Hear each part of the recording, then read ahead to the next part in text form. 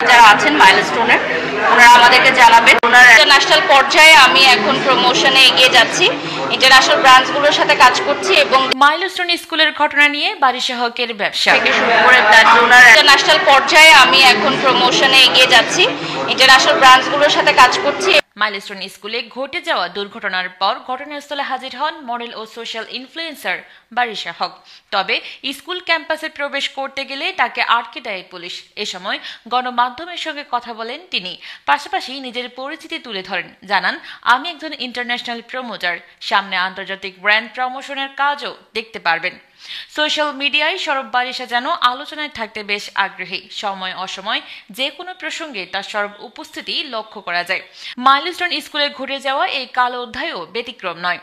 নিজেকে মাইলস্টোনের সাবেক শিক্ষার্থীর দাবি করে বারিশা বলেন, আমরা দিয়াবাড়ি ক্যাম্পাস থেকে ফিরেছি, কিন্তু আমাদের ভেতরে ঢুকতে দেওয়া হয়নি, অথচ আমরা এক্স স্টুডেন্ট, আমাদের আইডি নম্বরে আছে। আমরা প্রিন্সিপাল স্যার নূর নবীর সঙ্গে দেখা করার ইচ্ছে নিয়ে গিয়েছিলাম, কারণ সোশ্যাল মিডিয়ায় তাঁকে ঘিরে অনেক ভুল ও মিথ্যা তথ্য ঘুরে বেড়াচ্ছে।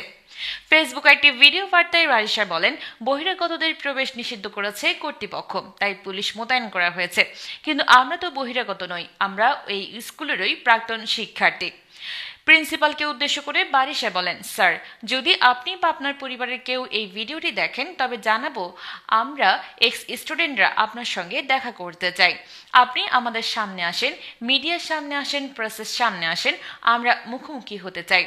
তবে নেটিজেনরা বারিশার এই ভিডিও ও অবস্থানকে ভালো চোখে দেখেননি। কেউ কেউ প্রশ্ন তুলেছেন, এই সময় গিয়ে আপনি কি শুধু প্রচারণার জন্যই গিয়েছেন? কেউ আবার পরামর্শ দিয়েছেন, এমন সংবেদনশীল সময়ে মিডিয়া লাইমলাইটের চেষ্টা না করাই ভালো। বারিশা হকের এমন সরব উপস্থিতি ও ভিডিও বার্তা